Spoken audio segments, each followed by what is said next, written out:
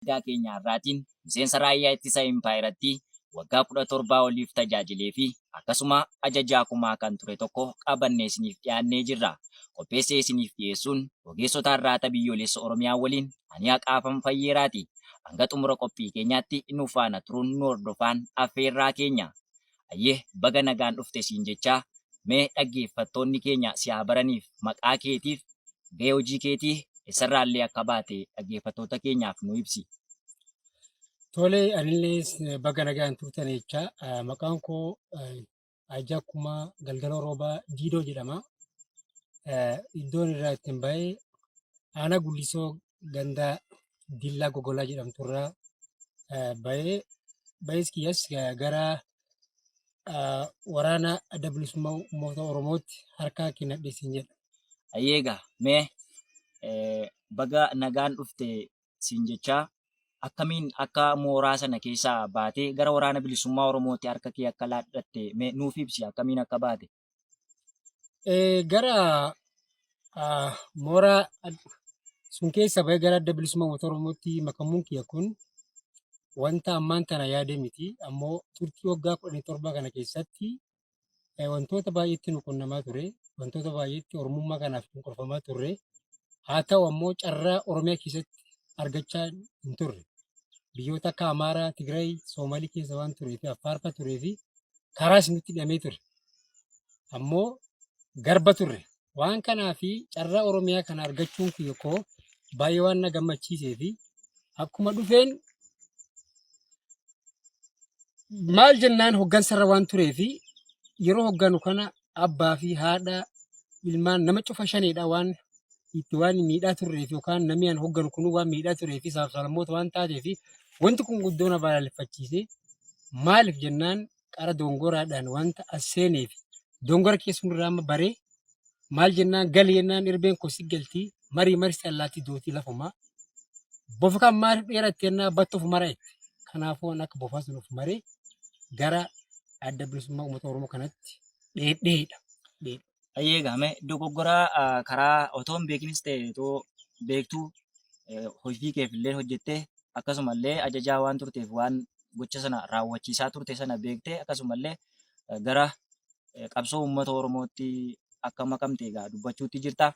Egaa yeroo waraana sirna Impaayeratti kanaa turte keessatti maqaa adda addaa uummata waraana bilisummaa Oromootti moggaasaa ooluu egaa akka shororkeessaa gochuudhaaf waan adda addaa maqaa adda addaatti moggaasaa oolu. Ati gaamee kan isaan jedhan irraati maal hubatte gara waraana bilisummaa Oromootti gaafa dhufte naamusni waraanni bilisummaa Oromoo qabu maal fakkaata? Kan isaan jedhaniif kan ati argite irraa mee waan nu dubbadhu. Galatooma ammoo akka dhufee fi akka argee akka dhaga'ee hin jirtu. Wanta walirraa fagoof duddaaf garaadha. Maal jennaaf duddaaf garaan waliin argu. Kanaaf maal jennaan yeroo jalqabaa dhageenyu qabsoon kun qabsoo haaf sencherii lakkoofsiise yookaan jaarraa walakkaa lakkoofsiise akka bakka iddoo dhaloota kootti kan argaa ture. Ammoo waa'ee isii waan hin beekneef ijoolluma kiyyaan haasa'een. Ammoo yoo taatu ammoo wanti jedhanu shaneedhaa hattuudhaa hattu nama zaraftii nama ijjeeftii akkana jettii maali jettii hin gudeeddii hin saamtii akkana jettii waan akkas jedhan.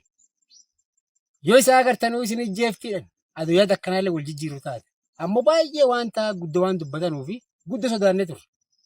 As dhufee an argee naamusni waraanichi qabu akkan turtii kiyya keessatti mootummoowwan akka piraayim ministaatti nu hoogganaa turan 3 dabarseera. Amma impaayericha kana waliin 3 amma. Takka waan akkanaatu nagarre. Warraataan hattuudhaan sun isaaniidha hattuu balaaleffatuuf isaaniidha. Kanama saf isaaniidha. Wanta addaa sitti arge jaala isaan namaas qabanis maal jennaan lolaniis adoo lolu jiranuus yoo qaban diin harkaan qaban akka jiran qara diin nama ijjeesan jedhan. Yookaan saba Oromoo qofaa miti saba adda addaatti as keessa waraana kana keessa jira waraana mootummaa kana keessa jira saba fedhan qabanis dhufanii gara biyyittiitti galchaa turan. Wanta hedduu isaan bira ta'ee hubadhe kun qabsoo gaariidha.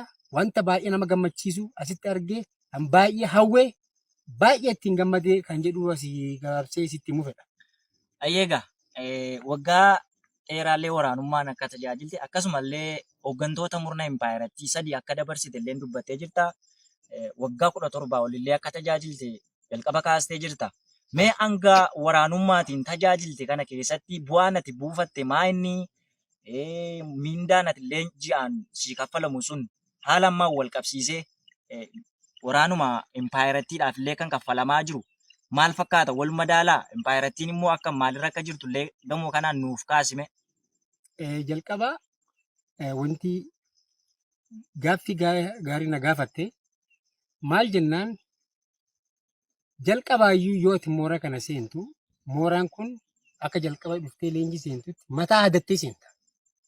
Bakka akka waan falfalaa tokkodha. Wanta nama jibbisiisu. Namni barate dhufee asitti akka hin baranne kan ta'udha. Laaltu an jalqaba mindaa kiyyaa bara 1998 moona leenjii Birishalaqoo seenee bara 1999 keessa ba'ee ji'a 10 leenjii yookaan maalliyaa quxurii kan jedhu yookaan diviizyoon namba kan jedhamu 1999 dhannaa qabamee yeroo sun birrii 365 nyaachaa ture birrii 300. Deemee mindaan kiyyaa dabalamaa dhufe ammaan kana mindaa aga shalaqaatti akka wajjaa kumaatti kan nyaadhu lakkisi. Warrootan ammaan kana mindaa birrii 2600 miseensa ta'anii nyaatan. Birrii 2600 kun tokko warra rakkataa keessa baate ati warri keetii waan mindaa nyaattu si'a warra keetii gargaaruu dandeenya. Siifuyyuu naaf kophee bitattamoo, kaalsii bitattamoo, paantii bitattamoo, paakawutii yookaan wayaa keessaa kana bitattamoo wanta tokko waan sii faayidaa qabu hin jiru. Kun jechuun garba. Daldala garbaatti impaayericha kanarratti ijoollee irratti gaggeessu jira. Sabaaf sablammii achi gurguree yookaan saba Oromooti above 75% Oromooma. Dargaggoo Oromoo achitti ficcisiisu jira. Mindaan qabdu tokko haadhaaf abbaa irraa yookaan haadha manaa isaa birraa jala fuudhanii achi geessanii ilmeen manaa bookti haati manaa itti qotuu hin dandeechi. Inni mindaa qabaatee ilmaan sun gargaaruu hin danda'u. Wanti achi nyaatan jiru birrii 2600 kan inni ijoollee sanaaf kaffaluu jiru. Wareegama immoo isin gaggeessu jirtu. Wareegama guddaadha.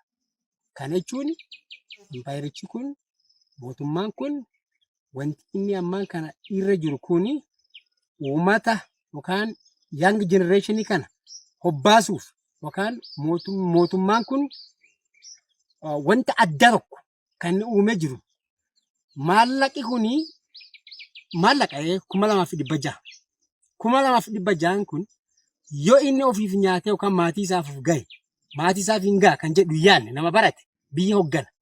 Kun jechuun an akka kiyyatti baay'ee waan dubbachuuf baay'ee waan guddoo naaf fokkisee fi asumatti dhaabeera naa wayya jedha. Gaamee muuxannoo waggaa dheeraallee qabdaa.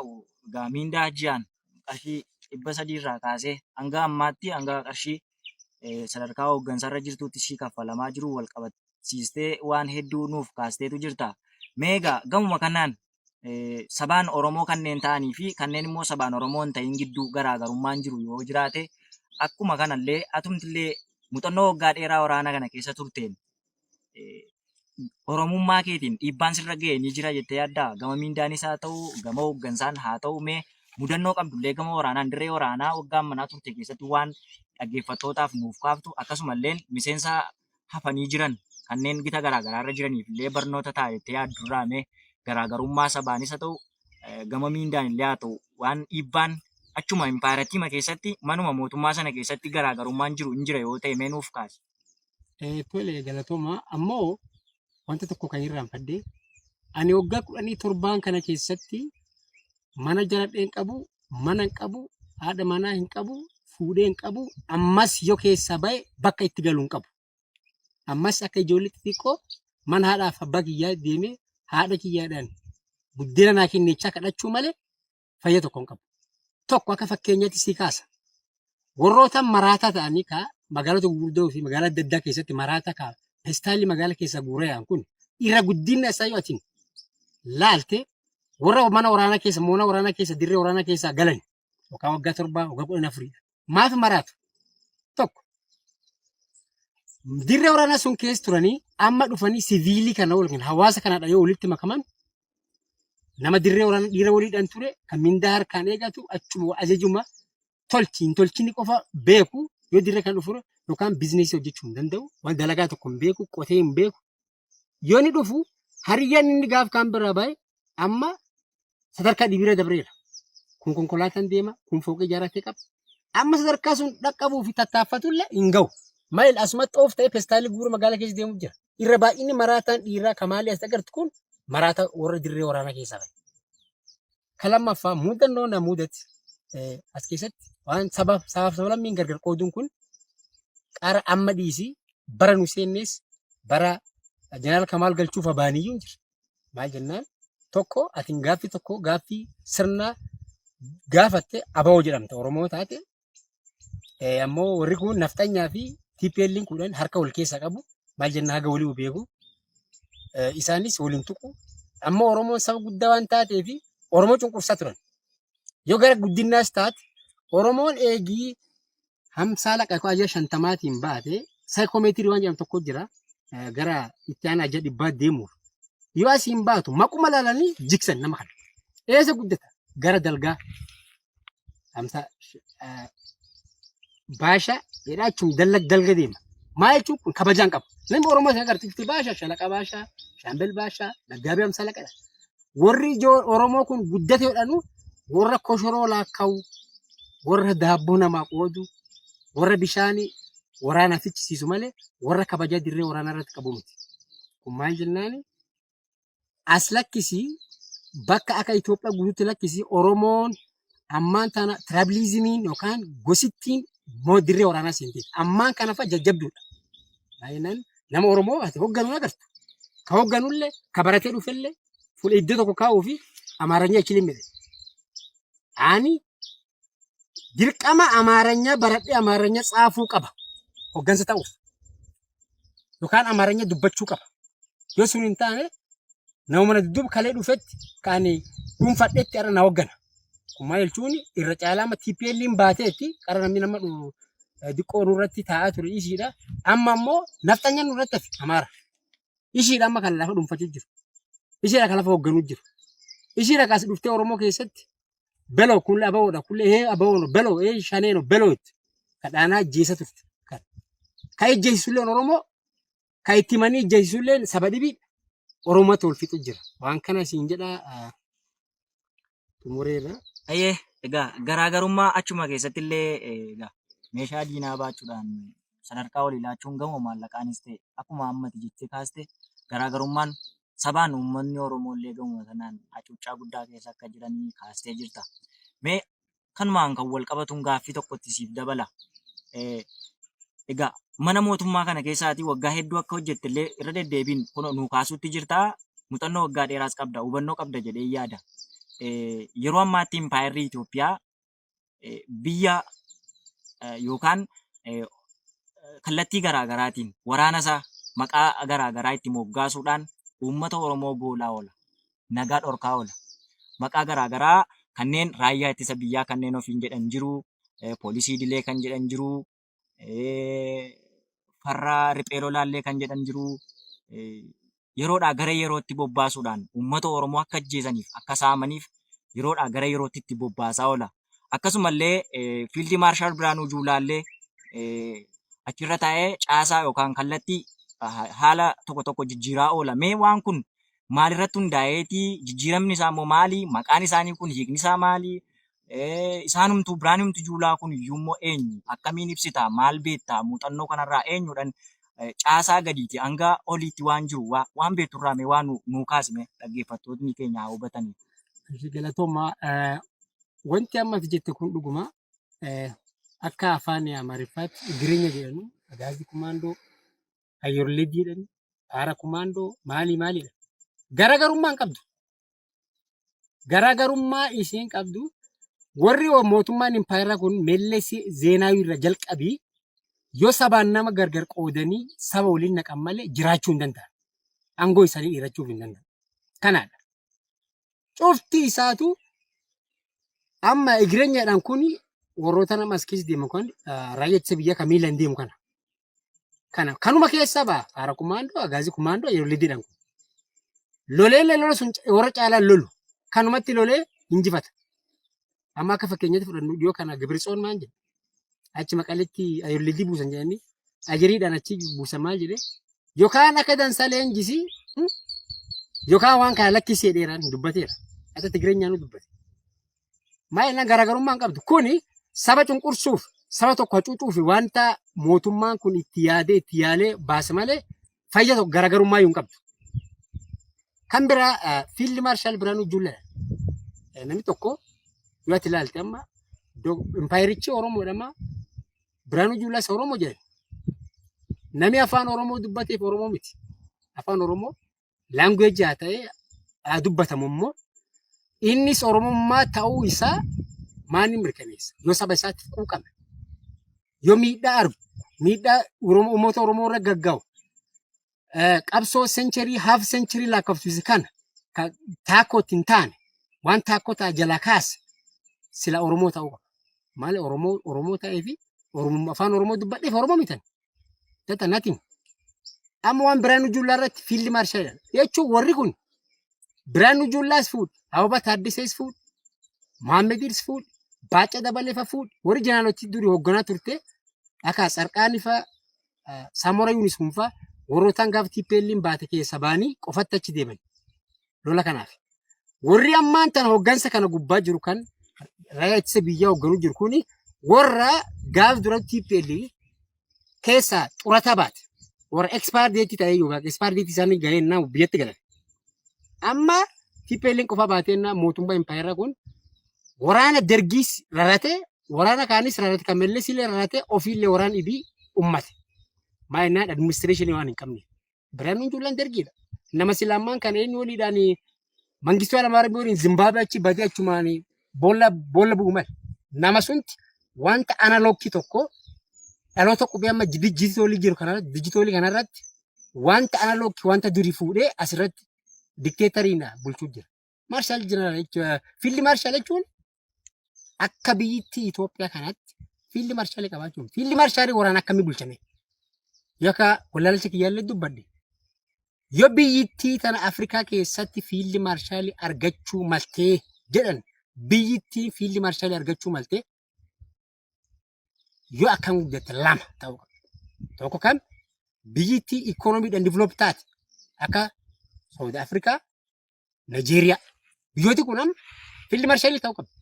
Ammoo akkuma giloobaliitti akka waallis yoo ilaalte biyyittiin fiildi maarshaaliin bultu biyyoota akka Ameerikaa, biyyoota akka Raashiyaa, biyyoota akka Kooriyaa, Chaayinaa warrootaan addunyaa irratti beekaman kanadha kan fiildi maarshaaliin bultu. Amma kun wanta akkana shira xaxamanii wal xaxanii wal ijaaranii fiildi maarshaaliidha. Maalinaan fiildi maarshalii waraana akkana bulchaa waraana hudduu arbaa waraana dhoqqee keessa bulu waraana mindaa hin qabne fiildi maarshalii waraana akkamii bulchame? Waraana as ta'ee yookaan AK-47 baatee dhukaasuu miti. Waraana fuula tokko ta'ee saayitalaayitiidhaan yookaan wanta adda meeshaalee gurguddoodhaan as ta'ee dhukaasu akka Raashiyaa fi Yuukireenii kana biyya kanaadha fiildi maarshaaliin bulchu. Fiildi maarshalii maali kun? Maali fiildi maarshalii maqaadha. Kun wanta analoogii tokko ammaan tan dijitool kanarra kaa'uun wanta hin fakkaan. Kun wanta Baacaa Dabalee fa'aa eenyu kun fa'aa isin moggaasdee amma gama isaatiin ambaasaddirii fudhatee gara keenyas dabarsu. Wanta dharaati. The false way. Waan karaa dharaa gula deeman. Malee wanti dhugaa as keessatti agartu hin jirtu. Itoophiyaan kun wanti isin bulchu afuufaadha. Afuuftee gadi lakkista. Mara afuufameera. Qilleensa dhabeennan lafa bu'eennan buuyyoo xiqqoo tokkotti ura. Impaayirichi kun akkasi buluu jira. Fula tokko hin qabu. Amma asirratti xiqqoo onneen sii dabalu.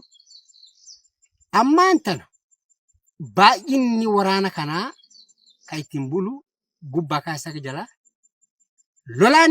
loltuun 75% abaabiin Oromoodha.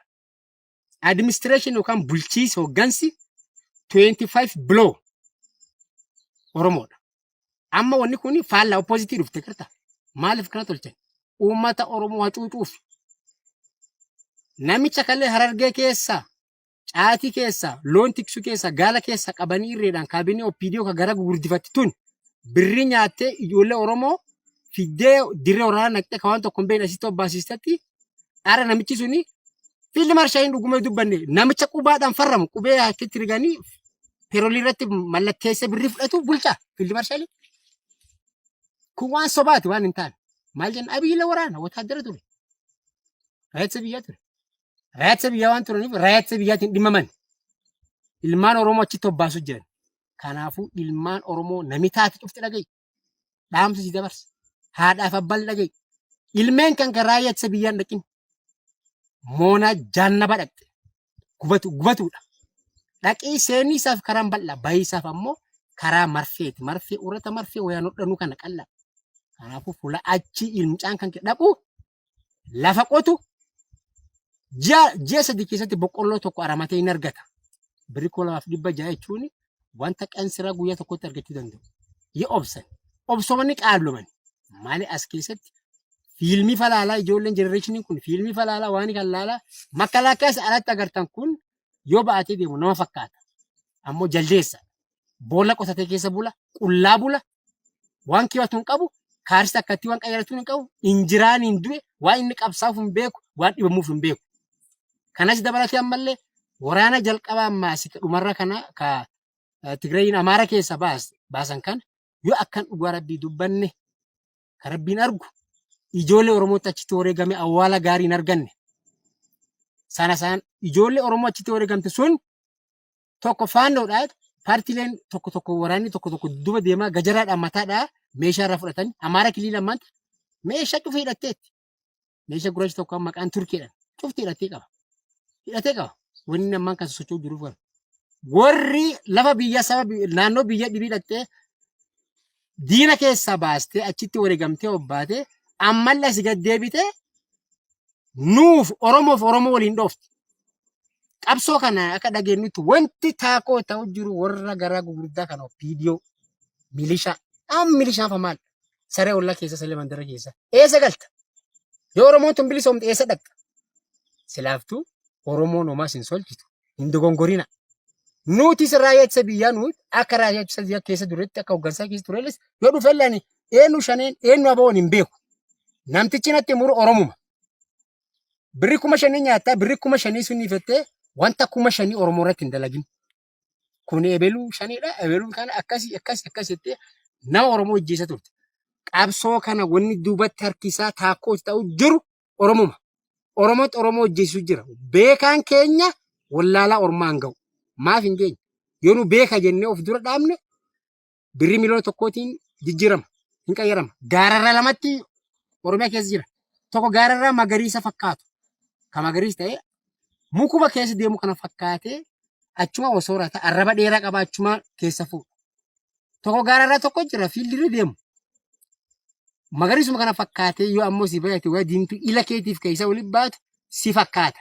Magariisa kana lakkisee kun maal jennuun basaastu. Kanaaf waliin basaasnu qabsoo keenya galmaan geefnu injifannoon kan uummata Oromooti. Bilisummaan dhufu jirti uummati Oromoo jabaadha.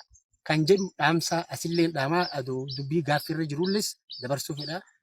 Eegamee yaada bal'oo gama waraana impaayiratiitiin waa hedduu saaxiltee nutti himteetu jirta. Keessoon isaaniillee maal akka fakkaatu akkasumallee maqaa kijibaatiin ofitti moggaasanii akkasumaan waan maallaqaa waan haga milishaati hanga bildii jeneraal Biraanuu Juulaatiin haga sanaattillee waan nu kaasteetu jirta. Mee ammoo gara waraana impaayiratii keessatti gaatii ajajaa kumaa turte. Gama sanaan akkasuma waraana bilisummaa Oromoo immoo amma bukkeetti argamta. Meegaa yeroo ajajaa turte sanatti waraannis dudduuba hiriiranii turan. Gara waraana bilisummaa Oromootti yeroo bobbaasaa turtan. Mee waraana bilisummaa Oromoo kana maal jettaniitutti maqaa moggaastanii akkasumallee waraana si jala ture sana akkamiin itti bobbaasaa turtan? Ammoo waraanni bilisummaa Oromoo kun akkamiin ibsita eenyu isaan? Waan argite irraati amma qaamaan bukkee jirta yogguu sanallee bobbaasaa turte. Mee waan kana lamaan ol bira qabiiti ifanaaf godhi. Galatoomii gaaffii gaana gaafattee jalqabaaniif haa hoogganu malee sirba tokko keessa jira itti kata fariisa sobni sirbuna malee keessi kenna madaa jedha. Dhuguma jedhe.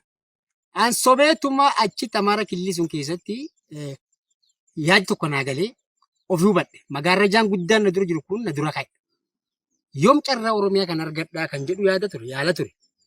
Ammoo as dhufnaan warga. Ana hooggansuma keessa jira. Of dhobse of hin baastu. Sekreetiin kiyya of hooggansuu jira.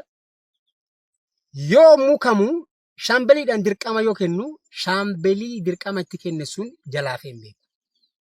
Kana shanii dhadhanii milishaadhaan maaliin kun qabanii fidan gadi lakkisaa ture. Ammoo dirqamichi akka jedhu nama mataa guduruu yookaan nama deeggartuu mandhee maaliidhanii wanta adda addaa akka taa'imtee yookaan akkana tooradhaan nutti kennaa ture. Abbaa gadaa maaliidha. Sirriidha. Laallu wanti kun maaliif dhaaba kana deeggartaa? This is the position leader.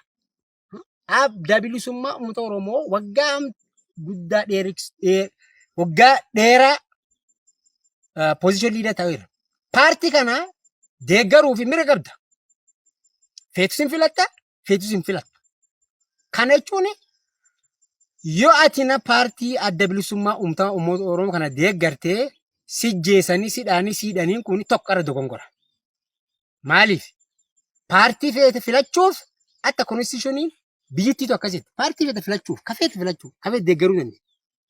Maal hawaasa irratti miidhaa geessisuun kun yoo nu laallu gama keenyaan dogongora ture, hattuudha, saamtuudha inni itti bobbaasaa turre, ammoo keessa dhufnee nu agarru saamtuu lakkisi warra saamtuyyuu qabu. Saamtuun raayyaa ittisa biyyaati. Saamtuun milishaadha. Saamtuun kaabinee OPDO ka gara gurguddoo kana kan mana fincaanii guutu malee ka faayidaa hin qabne. Ka sammuun isi dhiphoo barattee akka nama hin baranne looni kan warra marga nyaatu. Loon marga nyaatu bira goomu. Ka Oromoo taakoo jedhatti taate. Kuni wanni ammaan dhaamsa asitti dabarsu akka dhufee kan argee fi dhaamsa nama dhibiilla akka warri miseensa raayyaa ittisa biyyaa taatanii fi warri gana ammallee raayyaa ittisa biyyaa ta'uuf yaalii tolchaa jirtan asumatti dhaabadha.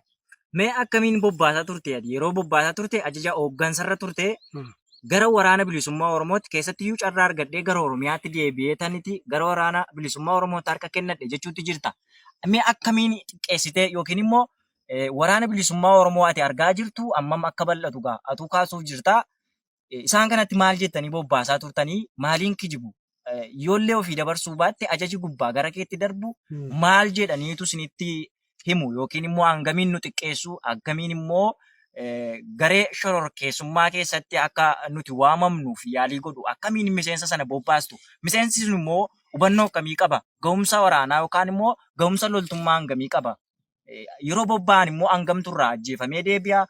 Humni waraana bilisummaa Oromoo maal fakkaata? Waraana bilisummaa Oromoof caasaan keessan yookaan qaamni olii hanga gadiitti gaafa bobbaasu maal jedhee bobbaasame waan kaa lamaan ol bira qabii gaggabaabsi.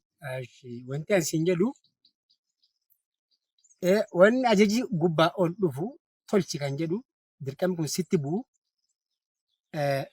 yookaan informeeshinii tokko dhagaamee hattuun yookaan shaneen tokko as jirtii jedhu deema.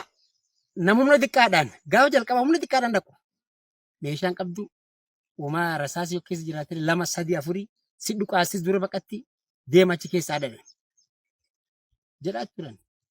Laakiin wanni kun bireenchii qabdi. Wobo jira, qeerroo jira. Amma warriinuu garaagarummaa kanaayyuu qara nu hubanne ture. Waraana adda bilisummaa uummata Oromootii fi qeerroo waraana adda bilisummaa uummata Oromoo kanaayyuu gargar hin baafan. Anaanuu amma gargar baafan.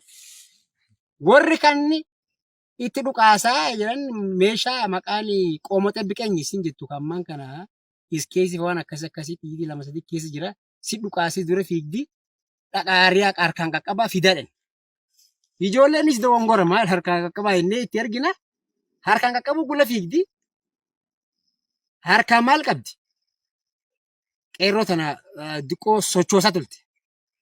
Waraana adda bilisummaa uummata Oromoo hanga dhufee argilletti raayyaa ittisa biyyaa isii injifattu leen agarra. Waraana adda bilisummaa uummata Oromoo yoo isin karaayyaa tullee isin argaa biruma taa'e ittiin bu'u. Nuun argas itti nutti himu. Ammoo yoo ajajaadhaan dhufee lole guyyaa tokko injifannoo hin galmeessin hin jiru. Meeshaa irraa hiikachuu jira. Hidhachuu jira. Leenjisaa fidaa. Meeshaa gara fideefillee fide inni illee hatee fidamoo. Meeshaa naannoo Oromiyaa keessa jira irra maguurratti hiikatu jira. Lolee. Kun amma kan akka Itoophiyaatti akka biyyittiiti kan waraana impaayerichaati. Laakiin hatticha inni baankaanti irraa hiikatee harkaan qaqqabee biyya isaa galchee jiruu jira. Garaagarummaan kan Homaa hin beeku homaa leenjiin hattuudha magala keessaa bozoneedha achi dhaqeedhan. Bozonummaa miti. Naamusaadhaan kaayee of kan beeku waraana kana. Abbaan dhagayaa dhaga'u. Yoo akka tokko nama ta'e tokko waan ta'e tokko ta'e Facebook moo FB keessa ilaalee seenaa Itoophiyaa si yaadattu jedhee reejimentii sun hin beeku reejimentii ta'e obbaasee jaalmoo jedhanii obbaasee nama ta'e du'eeradha kun Oromoodha jedhee cufa keessaa guuree amma namni ta'e du'eera namni kun du'eera ayi seenaa Itoophiyaa si yaadattu Itoophiyaan seenaa maal qabdi? Itoophiyaan fuulaa seenanii iyyuu hin qabdu. Itoophiyaan seenaa hin qabdu. Aan akka kiyyatti bakka waggaa 100 bakka seenaa hin qabne taa'u yookaan waggaa 17 kana bakka seenaa hin qabne taa'e suni amma akka malee nyaatu jirtu. Yoo guyyaa 3 bakka seenaa qabdu adda bilisummaa waraana adda bilisummaa mootummaa kan bira taa'ee jiraadha. Arra seenaan kiyya guddaa seenaa rimeen hin nyaatu. Anis duu silaan ooftu seenaan kiyyan dubbata. Amma waraana impaayeraa kana keessatti seenaa maal qaba? Mootummaa sadii lakkoofsiise waan tokko seenaa hin qabu. Loleera lolchiiseera dhaameera. Kan itti wareegame seenaa maal qaba? Seenaa warra yaadatu qaba immoo.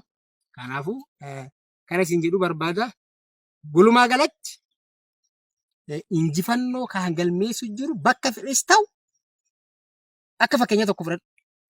TPL'n xiqqoon tuni wanta waraana kana isin tolchite naaf rabbi beeka natti argee natti lolchiise arge. Waraanni homaa harkaan qabu.